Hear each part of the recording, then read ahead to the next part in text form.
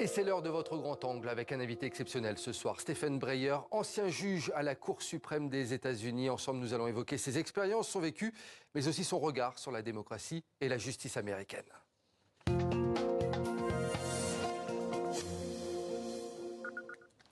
Et bonsoir Stephen Breyer. Bonsoir. Ravi de vous recevoir sur le plateau de 64 minutes. Je le disais, vous avez été juge à la Cour suprême des États-Unis pendant près de 30 ans.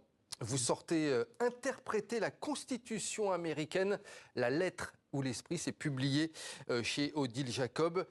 Elle est si complexe que ça, cette Constitution américaine, pour en avoir écrit un livre, Stephen Breyer? Il est complexe parce que c'est bref.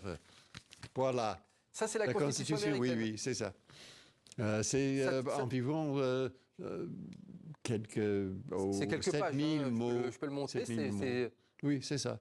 Il dit par exemple la liberté de la presse, la liberté de l'expression, la liberté de les religions. Et il faut que les juges interprètent ces mots. Il faut interpréter les mots. Vous dites qu'au-delà des mots, vous avez envie d'accorder davantage d'importance à l'esprit d'une loi. Oui, c'est exactement ça. C'est très français. C'est très français, ça. C'est Portalis qui a dit un juge doit suivre le texte quand le texte est clair. Mais il a dit que le texte n'est jamais clair. Donc, il faut regarder d'autres choses. Par exemple, le texte, si le texte dit végétal, ce n'est pas un poisson. Mais après ça, qu'est-ce que ce mot veut dire? Donc, je regarde, comme l'état des scénaristes, l'objectif de cette loi. L'objectif. Il y avait quelqu'un qui a écrit cela. Objectif, conséquence, valeur. Ce document a des valeurs. Ils sont des valeurs françaises parce qu'ils sont des valeurs des Lumières. Et est-ce qu'on peut mettre en pratique ces valeurs des Lumières de la France? Ça, c'était une question dans le XVIIIe siècle et c'est une question aujourd'hui. Stephen Breyer, on dit de vous que vous étiez un juge progressiste, libéral. C'est-à-dire, pourquoi on dit cela de vous? Ça, c'est la presse. Je ne veux pas critiquer. Mais nous avons environ chaque année peut-être 80 affaires. C'est les lois fédérales et la Constitution des États-Unis.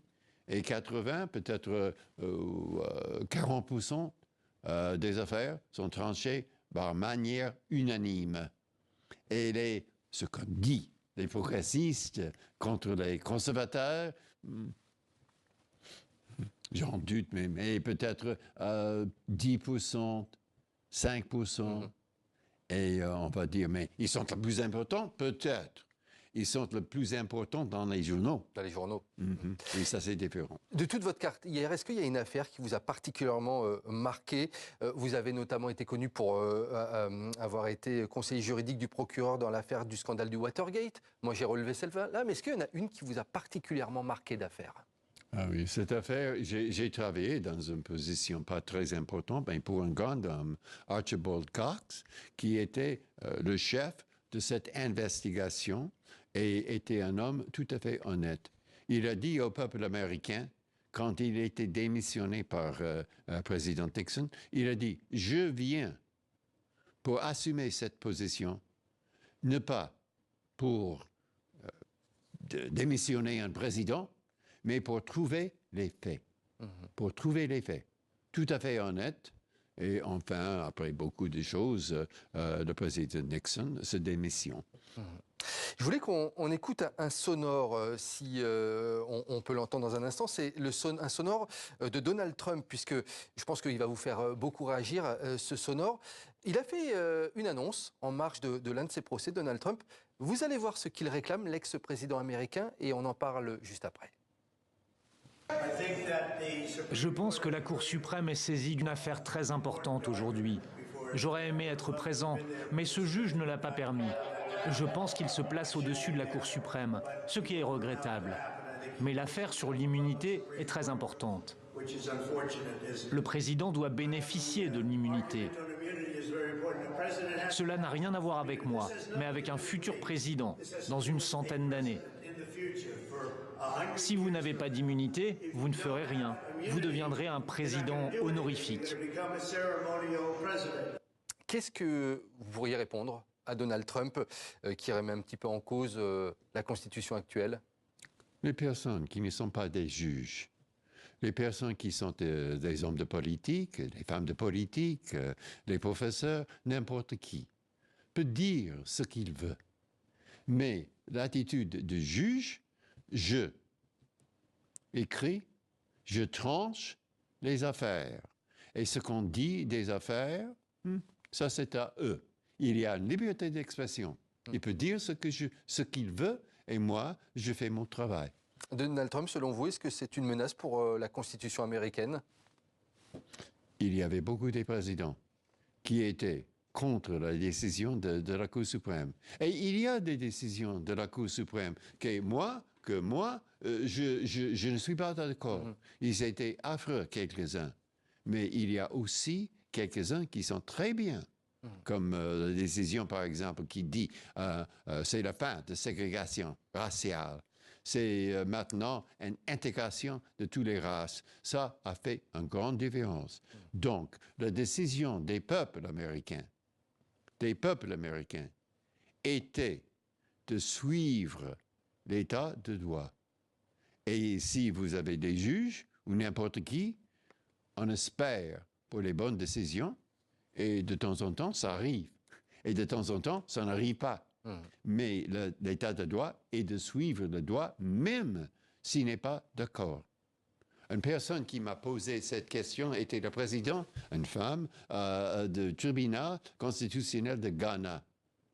Elle a dit, pourquoi est-ce que les gens des États-Unis font pourquoi est-ce qu'ils suivent ce que vous décidez?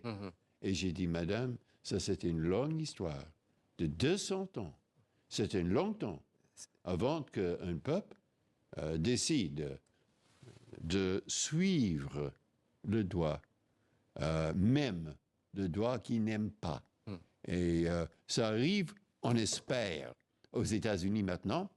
Et quand je parle aux étudiants, je dis, je suis certain qu'en l'affaire de Bush v. Gore, par exemple, j'étais dissidente, mais vous n'êtes pas d'accord. Et quand je vous dis qu'il n'y avait pas des manifestations avec des pavés jetés, avec de l'artillerie ou quelque chose, vous pensez, trop, c'est malheureux.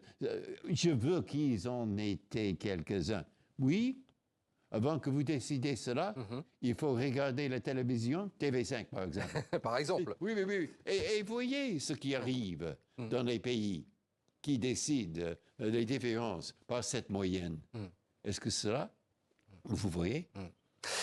Stéphane Breyer, aux États-Unis, le juge à la Cour suprême est nommé par le chef de l'État. Après, c'est le Sénat qui valide ou non ce nom. Oui. Est-ce qu'on arrive, avec ce processus, à résister à certaines pressions politiques lorsqu'on a ce titre? C'est une position pour la vie. Moi, j'avais 83 ans quand j'ai décidé de me retirer. Mais la vie, il n'y a pas de pression. Il n'y a rien qu'on peut faire à vous. Non. Et un président m'avait dit, vous voyez, vous verrez, l'applaudissement diminue très vite, beaucoup plus vite que vous ne pensiez. Et après, vous restez avec le travail. Et le privilège d'être juge à la Cour suprême, c'est ce travail. C'est difficile, chaque affaire est difficile, il y a deux côtés toujours, et on découvre après avoir lu les papiers, ils sont difficiles. Mais il faut donner le mieux qu'on a, le mieux. Il ne faut pas relâcher. Et c'est cela, dans le pays, qu'on trouve le privilège. Stéphane Breyer, pour conclure, je voulais vous montrer une image. Je voudrais savoir si vous reconnaissez cette personne. Regardez, on va la voir ici dans un instant. C'est le portrait d'un écrivain français. Alors, on ne l'a pas encore. Est-ce que vous reconnaissez? Ah, c'est Proust. C'est Marcel Proust. Pourquoi j'ai décidé de montrer cette près photo? d'ici, il n'y avait pas de circulation à ce moment au parc Monceau. Pourquoi je vous montre Marcel Proust? Parce que Marcel Proust tient une grande place dans votre vie de francophile, d'amoureux de la langue française. Dites-nous un petit peu pourquoi vous aimez Marcel Proust, Stéphane Breillat. C'est la vie. C'est comme Shakespeare. Shakespeare, on dit, il est génie parce qu'il connaît toutes les personnes, toutes les motivations. Et il exprime tout ça dans la poésie. Et je dis, et les autres disent, de Marcel Proust, il est le Shakespeare de la vie intérieure. Il rappelle tous. Il exprime mieux que la personne qui a cette enfance, qui a cette vie, et il dit tout en poésie. C'est formidable. Et on invite bien entendu tout le monde à découvrir Marcel Proust parce qu'effectivement, c'est un auteur qui vous a inspiré et qu'on invite tout le monde à découvrir. Merci beaucoup Stéphane Breillat d'avoir été notre invité sur le plateau de 64 minutes. Je rappelle le titre de votre ouvrage, Interpréter la Constitution américaine, la lettre ou l'esprit. C'était aux éditions N2. C'était un plaisir de vous recevoir Stéphane Breillat. Merci beaucoup. Je vous remercie. Merci à vous. Merci.